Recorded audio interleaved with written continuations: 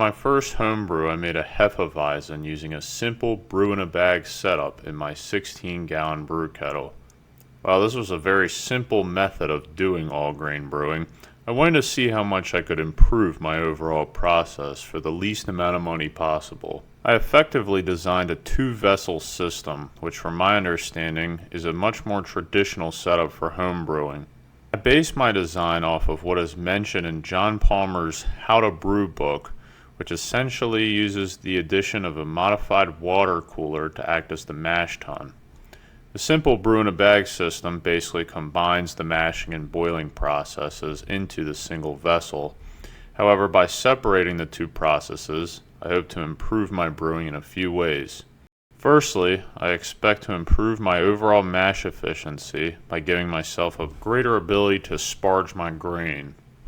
While I could technically sparge my grain in the brew-in-a-bag setup, the addition of another vessel will allow me to use my stainless steel boiling kettle as a hot liquor tank while I mash my grain, before transferring the wort back to the kettle for boiling. Additionally, by adding more stages to my process, I can set up more filtration stages which will help me to better improve the clarity of my beer. Firstly, I retired my old and reliable jungle juice receptacle and bleached out the inside, and then pulled out the plastic tap to reveal a beautiful half-inch hole. I purchased both a stainless steel ball valve kit and a second bazooka filter from Amazon.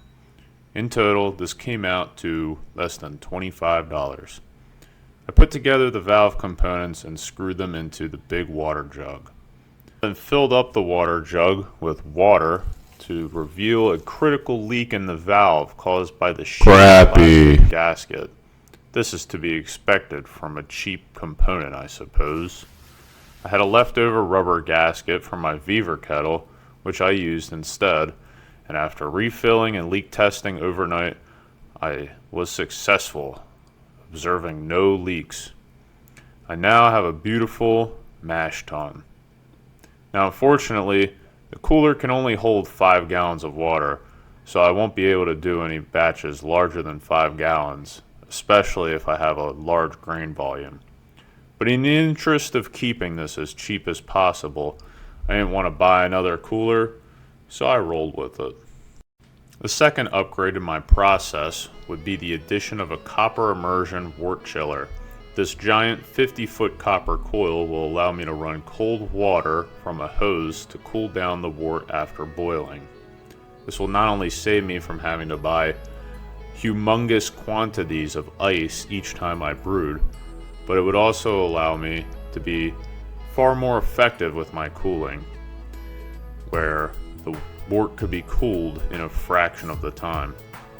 This supposedly helps to reduce off flavors like something sulfide, which is created when wort is cooled too slowly.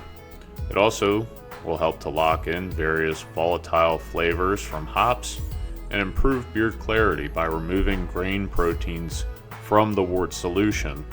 This is referred to as the cold break. To build this, I purchased 50 feet of 3/8 outer diameter copper refrigeration tubing, which came out to $80-something. Purchased a few other compression fittings, which would be important to get the water inside and outside of the coil. And then I had to find a hard, tubular shaped object to act as a mold while cooling my copper. Through my engineering knowledge of heat transfer phenomena, I determined through simple mathematics that the diameter of the mold should be about 70% of the diameter of the brew kettle. In my case, my brew kettle is about 15 to 16 inches in diameter, so my mold should be about 11 inches. This is an important ratio, as it will ensure that the outer volume of liquid from the coil is equal to the amount of liquid inside the coil's walls. So after trying a stainless steel pot as my mold, I really started to regret my life choices leading up to this moment. Firstly, the pot was not tall or large enough to facilitate this process, which made this a massive pain in the ass. I kinked the copper several times and made a really ugly coil that was not even in any way whatsoever. I found a bucket to use instead, which was much larger and had the perfect diameter for my kettle. However, this copper was already bent so out of shape that there was no way I could completely salvage this to make a pretty even coil. However, I persevered. The process I used to make this coil is outlined in the video linked in the description. In this video, my man Larry does an excellent job of creating his copper coil. Therefore, I'm not even going to try to give a tutorial because Larry did a much better job than I could ever do. One of the steps when trying to separate the coils using steel wire, Larry says, it's a good idea to imagine you're weaving a basket. I don't know why I thought this undertaking was a good idea whatsoever. I've never weaved a fucking basket in my life. However, once I was done with this very stressful process, I installed all my compression fittings and called it a day with this dumbass project. I don't think this is worth it from a money perspective, as a top-of-the-line immersion chiller you can buy on Amazon or your local homebrew shop. It's only going to cost about $120. I think I ended up saving like $4 or something. So I would not recommend this for anyone as dumb as me.